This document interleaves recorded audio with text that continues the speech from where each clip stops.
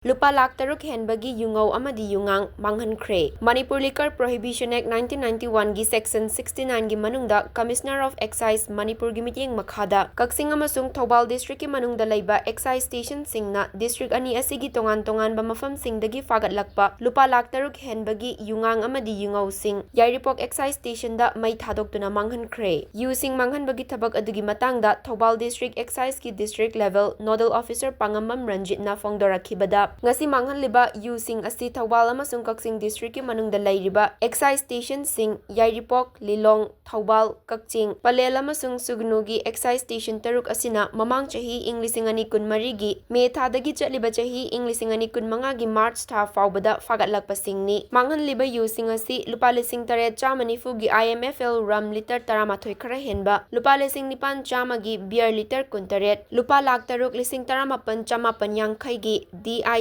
Yoongou liter 10,000 chama maudramapan makhai amasung lupa chatruki wine liter ama makhai punna lupa lakh taruk 10,000 chatret maudragini hairi. Fatraba mayai kaba nisa sing asibu marufang na manghanbada lamdam asida leiriba miyamna mateng pangbiyu amadi police club organization association amasung mairapaibi singnasu cooperation pibiyu haina district level nodal officer Pangambam Ranjit na makata na appeal tarakli. Commissioner Excise की मियंग मखादा Excise Station याईपोक्ता ngasi tangmarit thamanga 2025 nomaijing numit asida tukai jagdawriba using asi Excise Station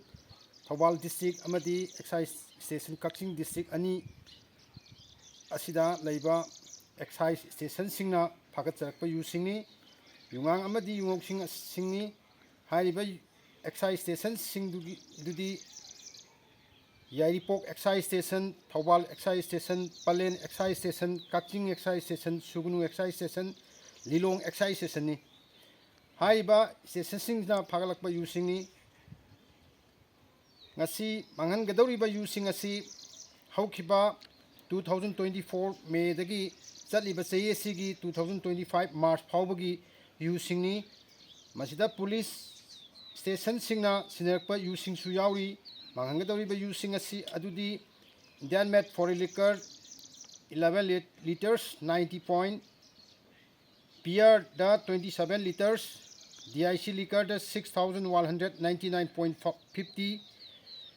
while the 1.5 liters apunba liter masing 6,023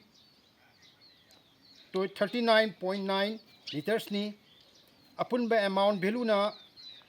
6,35,790 ni hariba using asi fattaba mayai kaba nisa singbu maru phangna manghanabagi pandamda miyamna mateng pangbiu amadi police amadi club mairapaibi imai ben singnasu cooperation pibiu haiduna district 11 northern officer Piranjit की तरफ से appeal तौजरी।